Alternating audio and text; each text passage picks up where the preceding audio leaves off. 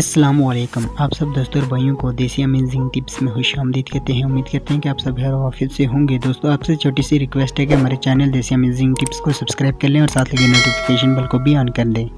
چلو ویڈیو کو شروع کرتے ہیں۔ عورت ایک بار گرم ہو جائے اور اسے ڈسچارج نہ کیا جائے تو وہ ذہنی اور نفسانی طور پر بہت مشکل سے گزرتی ہے۔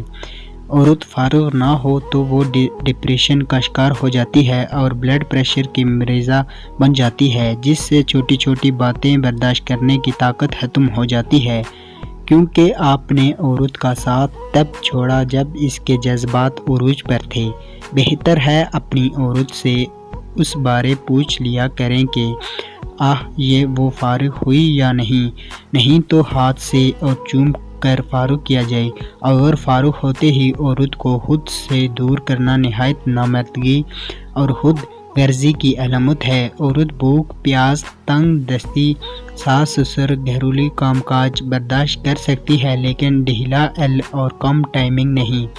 بعض مرد کمرے میں داخل ہوتے ہی کنڈی لگاتے ہیں، عورت کی شلوار اتارتے ہیں اور اندر داخل کر دیتے ہیں اور اگلے 2 منٹ میں فارغ ہو جاتے ہیں۔ دوسری جانب عورت اتنی دیر میں ابھی گرم ہونا شروع ہوتی ہے اور جب اسے مزہ آنے لگتا ہے تو مرد صاحب اپنا سامان ڈھیلا کر چکا ہوتا ہے۔